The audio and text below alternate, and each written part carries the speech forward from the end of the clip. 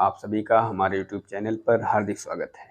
आज के इस वीडियो में हम लोग बात करेंगे पार्ट्स ऑफ कंप्यूटर के बारे में, जिसमें मुख्य रूप से हम लोग हार्डवेयर और सॉफ्टवेयर के बारे में चर्चा करेंगे। एक ऐसा तकनीक युक्त उपकरण जो हमारे द्वारा दिए गए किसी भी डाटा को प्रोसेसिंग करके सूचना के रूप में हमें वापस देता है, ऐसे उपकरण को हम कंप्यूटर के नाम से जानते हैं।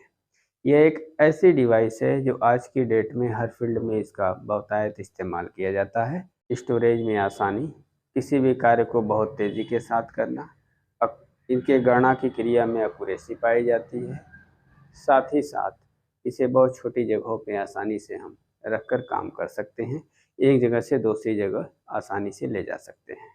पार्ट्स ऑफ कंप्यूटर में पहले हम लोग सॉफ्टवेयर और फिर उसके बाद हार्डवेयर के बारे में चर्चा करेंगे।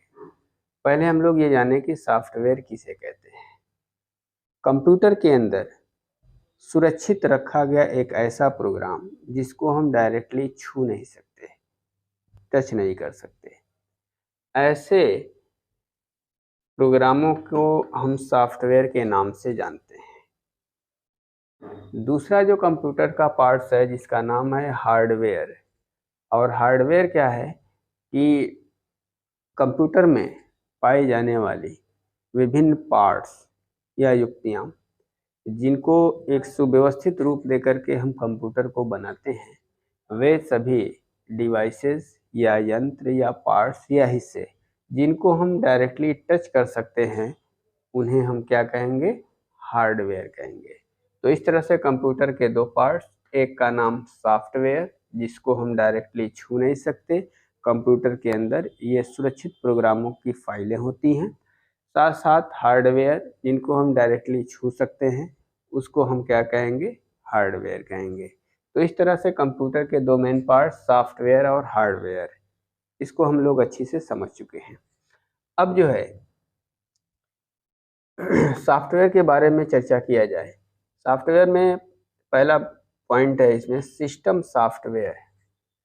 सिस्टम सॉफ्टवेयर का मतलब ये होता है कि किसी भी कंप्यूटर को सही ढंग से चलाने के लिए कुछ स्पेशल प्रकार के जो है प्रोग्राम्स की आवश्यकता होती है।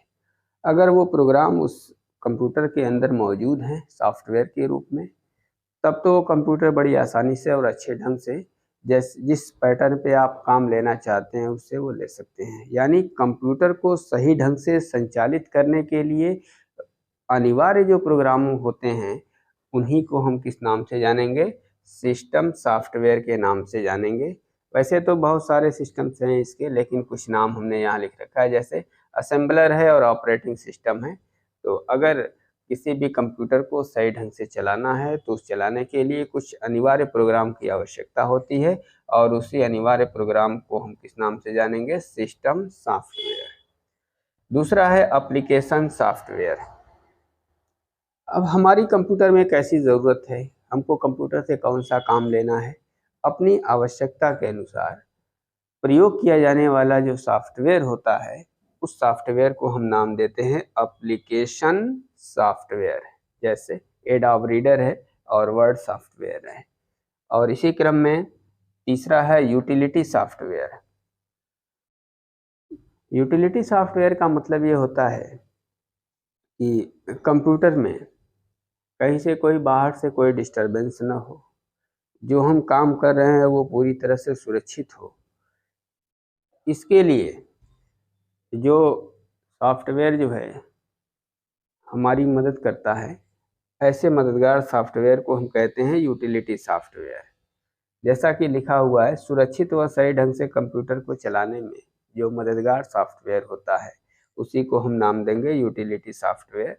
जैसे कि बैकअप सॉफ्टवेयर और एंटीवायरस, ये सब ऐसे सॉफ्टवेयर होते हैं जो हमारे कंप्यूटर को सुरक्षित रखते हैं, उसमें पड़ी हुई फाइलों को खोने नहीं देते हैं कहीं से कोई। तो तमाम जो है सॉफ्टवेयर से संबंधित मुख्य बातें थी जो हमने आप लोगों को बताई। कंप्यूटर से रिलेटेड एक दिवसीय परीक्षाओं में अक्सर प्रश्न पूछे जाते हैं डिजिटल शिक्षण सामग्री के बारे में। पहले हम लोग ये जानें कि शिक्षण किसे कहते हैं। शिक्षण एक ऐसी प्रक्रिया होती है जिसके माध्यम से कोई जो है अध्यापक अपने ज्ञान को अपने जो है विद्यार्थियों के बीच साझा करता है या उन्हें ज्ञान प्रदान करता है या उन्हें सिखाता है। तो ऐसी प्रक्रिया को हम शिक्षण के नाम से जानते हैं। शिक्षण की जो प्रक्रिया होती है यह एक त्रिआयामी प्रक्रिया होती है, जिसमें जो है 3 पोल्स होते हैं। एक पोल पे शिक्षक होता है, दूसरे पोल पे पाठ्यक्रम होता है और तीसरे पोल पे जो है उसके विद्यार्थी होते हैं। तो इस त्रिआयामी प्रक्रिया के अंतर्गत कोई भी शिक्षक अपने शिक्षार्थियों को पाठ्यक्रम पे चर्चा परिचर्चा करते हुए ज्ञान को प्रदान करता है। शिक्षण की प्रक्रिया को करते समय अध्यापक के द्वारा प्रयोग में लाई जाने वाली जो सामग्री होती है उसे हम शिक्षण सामग्री के नाम से जानते हैं। और जब शिक्षण सामग्री में हम आधुनिक तकनीकों का इस्तेमाल करते हैं या टेक्नोलॉजी का इस्तेमाल करते हैं, तब हम इसे डिजिटल शिक्षण सामग्री के नाम से जानते हैं। डिजिटल शिक्षण सामग्री के माध्यम से जो सीखने में जो कठिनाई होती है वो कम हो जाती है और ज्ञान में बढ़ोतरी तेज़ी के साथ होती है, उनमें समझ अधिक विकसित होती है और विषय वस्तु को कंठस्थ कराने में, ज्ञान को स्थायित्व प्रदान करने में काफ़ी सहायता प्रदान करते हैं। आइए देखा जाए इस मॉडर्न टाइम में कौन कौन से डिजिटल शिक्षण सामग्री हैं। पहला इसमें है दृश्य सामग्री, दूसरा है श्रव्य सामग्री, तीसरा है दृश्य श्रव्य सामग्री। दृश्य सामग्री का मतलब होता है कि वह सामग्री जिसको केवल आंखों से देखा जा सकता है। जैसे डिजिटल मैप है और बुलेटिन बोर्ड्स है, इसको केवल आंखों से हम देख सकते हैं। तो आंखों से देखे जाने वाली केवल जो सामग्री होती है और उस देख करके ज्ञान को अर्जित किया जाता है, उसको हम कहते हैं दृश्य सामग्री। दूसरा है श्रव्य सामग्री, जिसको केवल सुना जा सकता हो, जैसे रेडियो है और ऑडियो ऐप है। ये दो ऐसी सामग्री है जिसको केवल सुन करके हम जो है ज्ञान अर्जित करते हैं। इसी तरह से जो है दृश्य श्रव्य सामग्री, इसको देखा भी जा सकता है और सुना भी जा सकता है। तो देखा और सुना जाने वाला जो सामग्री होती है उसे हम कहते हैं दृश्य श्रव्य सामग्री, और इसमें आपका मोबाइल आता है और कंप्यूटर आता है, इसको देख भी सकते हैं और सुन भी सकते हैं। तो डियर स्टूडेंट्स, आज के इस क्लास में हम लोगों ने डिजिटल शिक्षण सामग्री के बारे में अध्ययन किया। वीडियो को लाइक, शेयर और सब्सक्राइब करना न भूलें। मिलेंगे फिर नेक्स्ट वीडियो में, तब तक के लिए बाय।